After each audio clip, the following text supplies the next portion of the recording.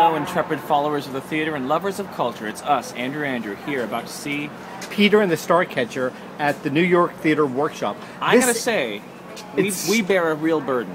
Why? We see so much theater, Yeah. and we like so much of it, Yeah. that when we see a show like this, that people who we've liked their stuff before are involved in it.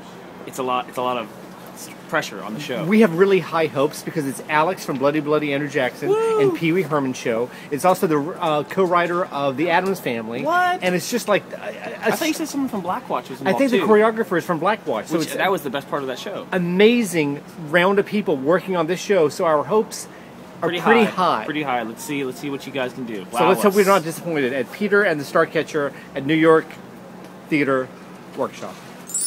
So it's intermission, and the story so far is it's loosely based on the idea of Peter Pan. How did Peter Pan become? How did Peter Pan become Peter Pan? How did Peter Pan? That is a good question, and this answers it. And so far, I am just sitting back, and I'm completely enthralled, just completely entertained, and I'm just not even taking notes because I'm enjoying the show so much thus far. That's how good the show is. So good, it's making it very difficult for us to do our jobs because almost every detail warrants a call out and a special praise. It's just fantastic. I could see it in a bigger house. I can definitely see it in a bigger house. Let's go see the second act. But right now, I want to see it in this house. We'll go back, talk to you after the show.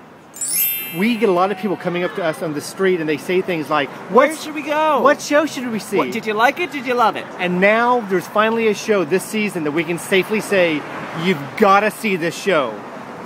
You gotta. Doesn't matter who they are. They got to see it.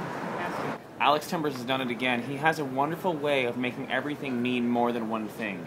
Every prop has two different significances, and then every feeling and every line has two different meanings. It's just the right amount of sincerity, and goofiness, and irreverence. Yeah, absolutely. I really suggest and adultness and childlikeness. Exactly. I highly suggest seeing it now because I have a feeling. Ages 8 to 80. Peter and the Starcatcher now playing at the New York Theater Workshop. Special shout out to Christian Borle who does his best. Tim Curry. No, not it's like if Tim Curry and Groucho Marx had a baby. Yeah, hysterical. Hats off to you. Great show. Two green lights.